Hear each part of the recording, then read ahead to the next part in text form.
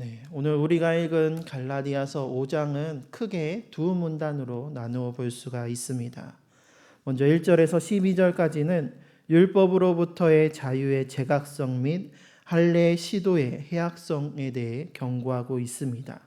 그리고 마지막 26절까지는 자유의 선영으로서의 사랑의 섬김 및 성령을 쫓아 사는 삶을 권고하고 있습니다.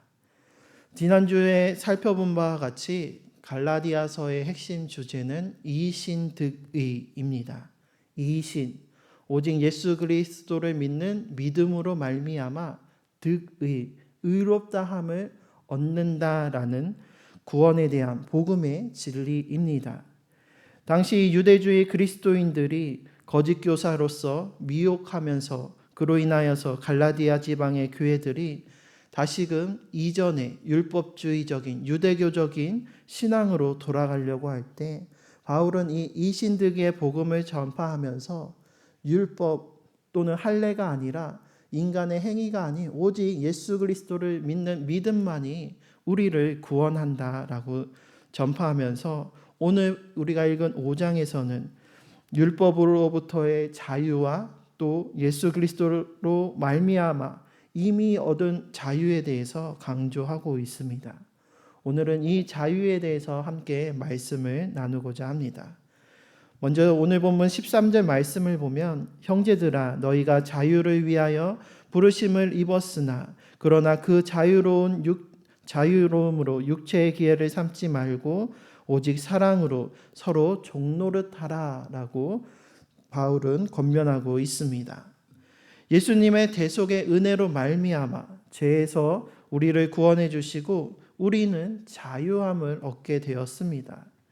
그런데 이 자유함을 누리고 있는 갈라디아의 교회들 가운데 유대파 그리스도인들이 침입하여서 그 자유로 자기의 육체의 기회를 삼도록 율법과 할례를 다시금 강조하면서 사람의 행위로 의롭게 되려고 하였던 것이었습니다. 유대인들은 율법책인 토라의 그 계명들을 총 613개로 분류해서 그 계명들을 준수하고자 하였습니다.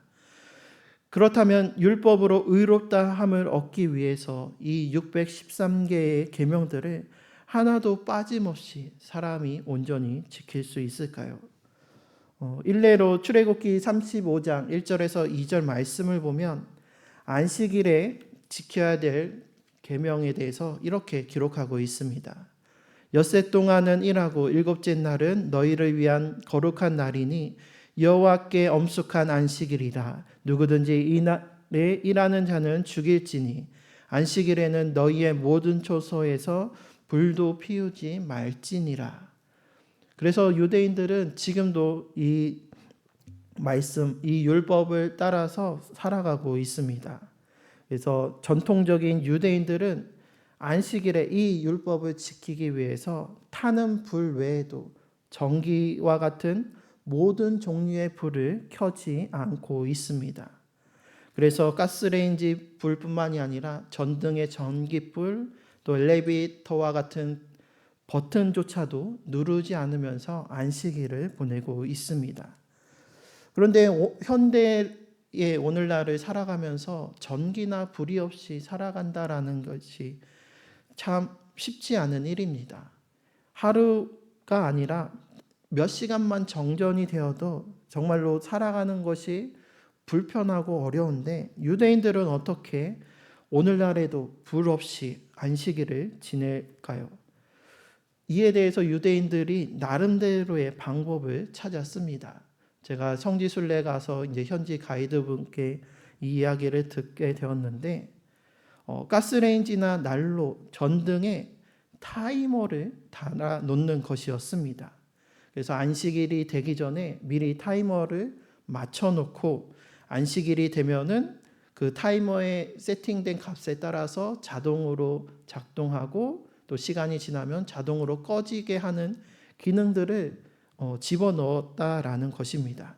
그래서 이 타이머를 세팅하는 것은 안식일이 시작하기 전에 미리 해놓은 것이고 안식일에는 내 손으로 그것을 켜거나 지피는 것이 아니고 타이머가 알아서 작동하는 것이니 나는 율법을 어기지 않았다라고 이야기한다라는 것입니다.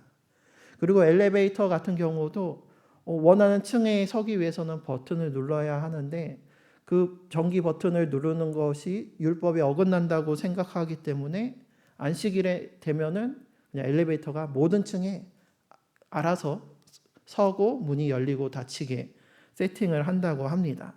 그래서 평소보다 시간은 조금 걸릴 수 있지만 버튼을 직접 눌러서 작동한 것이 아니니까 그저 나는 걸어가서 타고 내린 것뿐이니까는 이것은 율법을 어긴 것이 아니고 율법을 오히려 잘 준수한다라는 것으로 생각하고 그렇게 지키고 있다라는 것입니다.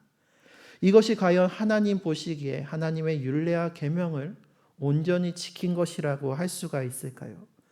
이렇게 한다고 해서 저 사람은 정말로 의로운 자구나, 저 사람은 참으로 자유한 자구나라고 이야기할 수 있을까요? 그렇지 않습니다. 물론 오늘날에는 라이터나 버튼 하나로 불을 쉽게 지필 수 있지만 고대 사회에서 불을 피운다라는 것은 매우 어렵고 고된 일이었습니다. 우리나라도 조선시대만 해도 아궁이의 불씨를 꺼트린 며느리는 집에서 쫓겨나도 아무 말이 할 수 없었던 것처럼 그때에도 불을 피우는 것이 참으로 어렵고 힘든 일이었는데 조선시대보다 더 오래전이었던 약 3500여 년 전에는 얼마나 더 힘들고 어려웠겠습니까? 하나님께서 안식일에 불을 피우지 말라라고 하신 것은 그 불을 피우는 고된 노동을 멈추고 주님께서 주시는 그 안식일의 참된 안식과 자유함을 온전히 누리게 하려 하심이었습니다. 하지만 유대인들은 문자적으로 그저 자신의 소견에 옳은 대로 율법을 해석하며 율법적 행위를 강조하였던 것이었습니다. 그래서 그 율법을 통해서 하나님의 의를 나타내는 것이 아니라 그 율법적 행위로 말미암아 내가 이렇게 율법을 온전히 지키고 있다면서 자기 의를 드러내고 자기 자신을 자랑하였던 것이었습니다. 그리고 지금까지도 여전히 이 율법의 멍에에 매여서 참된 자유를 누리지 못하고 율법의 종노릇하고 있는 것을 보게 됩니다. 하지만 율법의 완성이 되시는 예수님께서는 우리를 모든 죄와 또 율법 조문의 멍에에서 자유하게 하여 주셨습니다. 하지만 그럼에도 불구하고 우리에게 주신 이 자유함을 가지고 오히려 자기 육체의 기회를 삼는 일들이 일어나게 되었던 것이었습니다.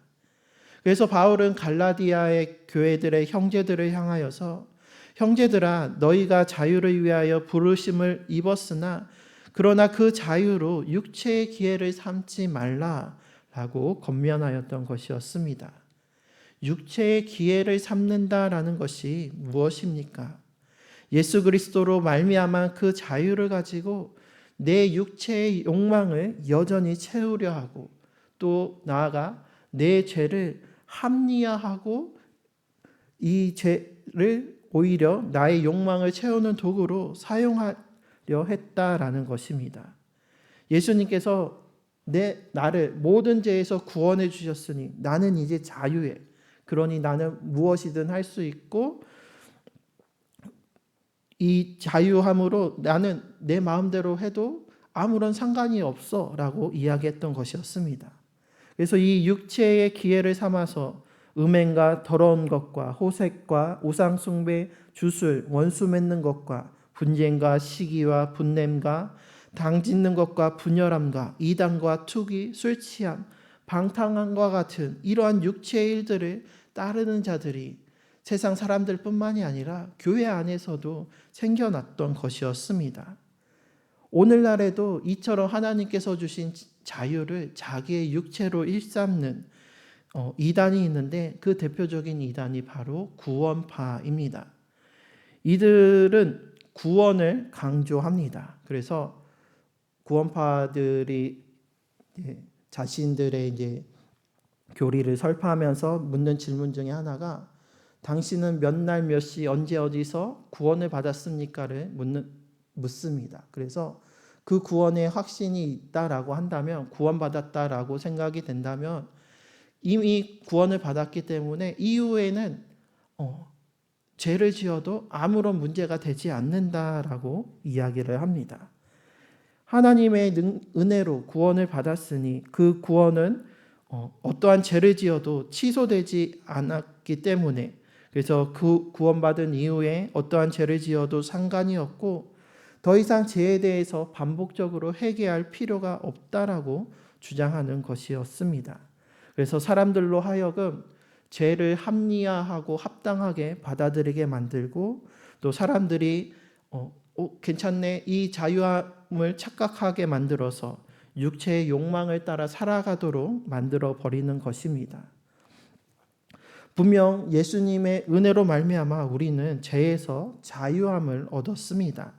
하지만 그 자유함을 가지고 우리가 서로를 사랑하며 종노릇하며 섬기는 데 그 자유를 쓰는 것이 아니라 육체의 기회로 삼았기 때문에 오늘 말씀과는 다른 결말을, 다른 끝을 이야기하기 때문에 우리가 구원파를 이단이라고 정죄하는 것입니다.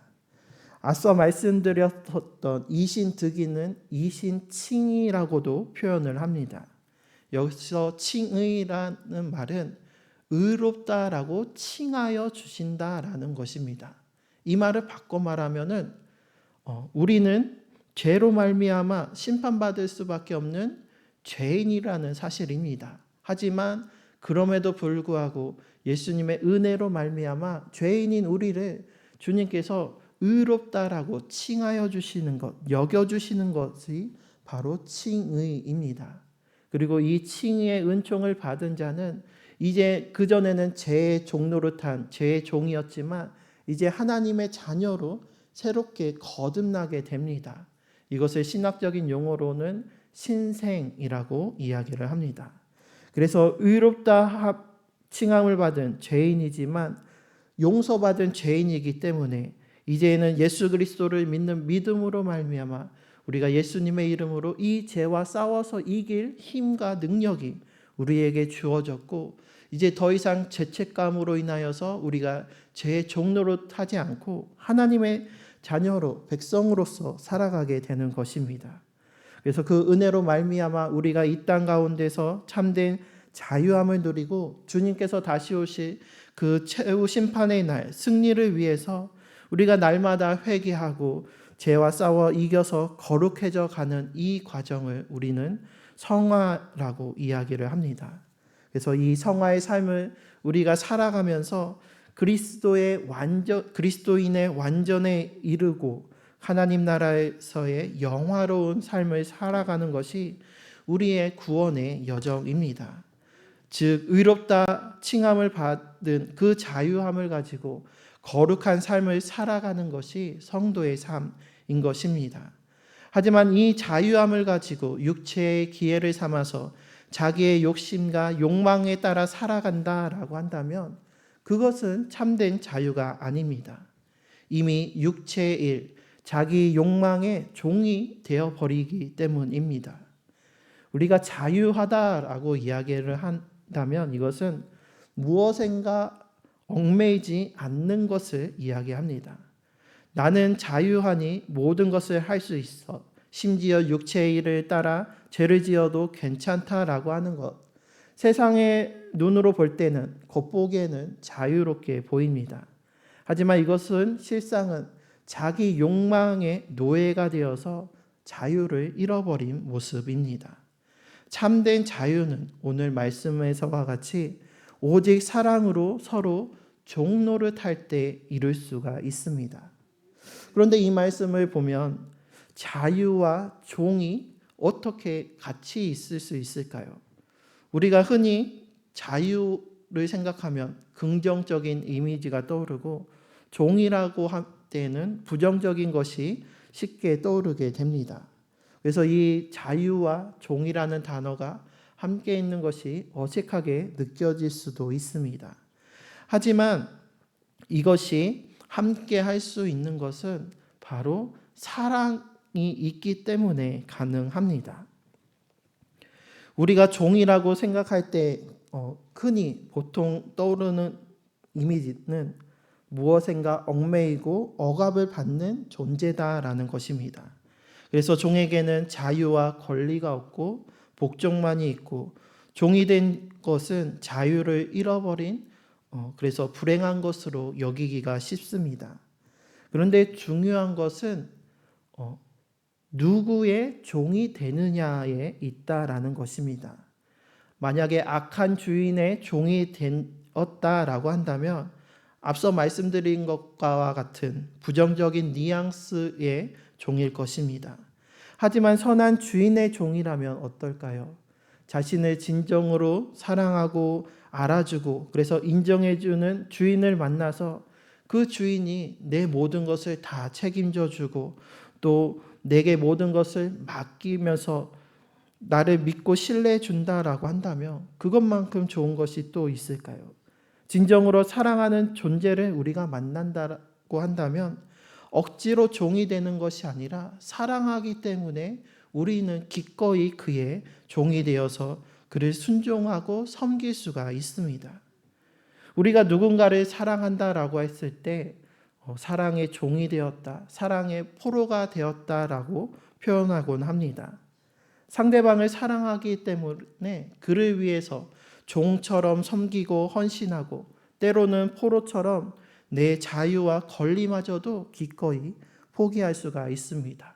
그래서 사랑하는 이에게 내가 가지고 있는 것을 주는 것이 아까운 게 아니라 오히려 기쁘고 즐겁고 또 때로는 그 사랑하는 이를 기다리는 그 시간마저도 행복에 겨운 기대의 시간이 되는 것처럼 우리가 사랑한다라고 했을 때 진정으로 그의 종이 될 수가 있는 것입니다. 그렇다고 해서 정말로 이 종된 사람이 내 신세를 한탄하거나 억울해하거나 내가 억압을 받았다라고 생각하지 않는 것은 사랑하기 때문에 그 사랑으로 말미암아 종이 되었기 때문에 오히려 나의 종됨을 기뻐하게 되는 것입니다. 그리고 이 사랑으로 사랑의 종으로 우리에게 오신 분이 바로 예수님이십니다.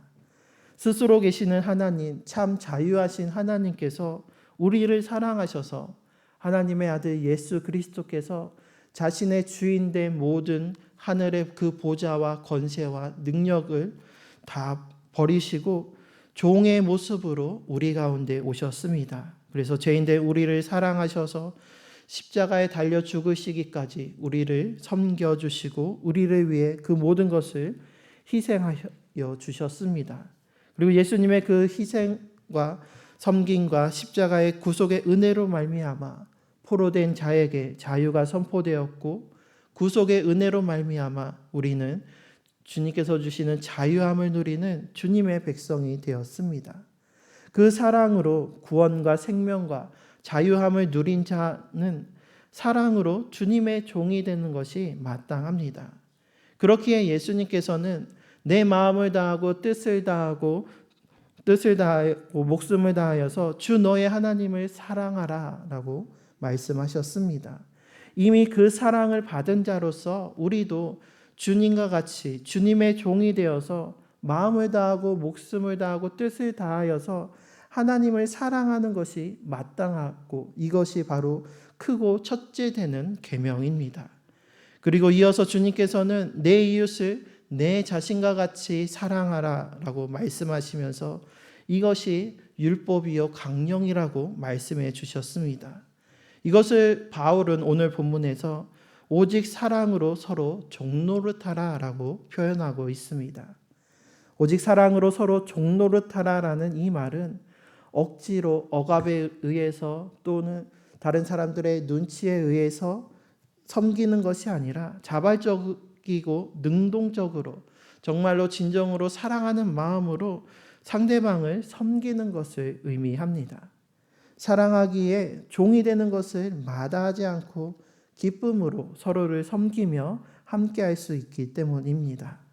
우리가 사랑으로 서로 종 노릇해야 하는 것은 우리의 주인 되시는 예수님께서 이미 겸손과 섬김으로 그 종의 길을 걸어가셨고 우리에게 오셨기 때문입니다. 그리스도인들이 어떠한 자들입니까? 주님을 닮아서 주님의 그 길을 따라가는 자들입니다. 주님께서 이 겸손과 섬김의 그 종의 길을 걸어가셨다면 주님을 따르는 우리들 또한 그 길을 따르는 것이 바르고 마땅한 일입니다. 그렇기에 우리도 주님을 사랑하는 그 사랑으로 또한 이웃을 사랑하고 섬기는 것이 우리에게 주어진 마땅한 책무요 우리가 지켜야 할 온전한 율법인 줄 믿습니다. 그러므로 우리도 주님께서 주신 그 자유함을 가지고 나의 육체의 욕심과 탐심, 내 자아와 이기심을 따라서 또다시 종의 길을 걷는 것이 아니라 참된 자유함을 누리고 그 자유함으로 서로를 사랑하라 하신 주님의 그 사랑으로 우리가 서로에게 종로를 타듯이 서로를 사랑하고 섬기는 우리 모두가 되시기를 바랍니다. 그래서 율법을 완성하러 오신 예수님을 따라서 하나님을 사랑하고 이웃을 사랑함으로써 우리에게 주신 그 참된 사랑의 율법을 완성함으로 말미암아 이 땅 가운데 하나님의 뜻을 이루고 하나님의 사랑을 온전히 나누고 실천함으로써 아름답고 복된 사랑의 천국 공동체를 이루는 우리 모두가 되시기를 주님의 이름으로 축원합니다.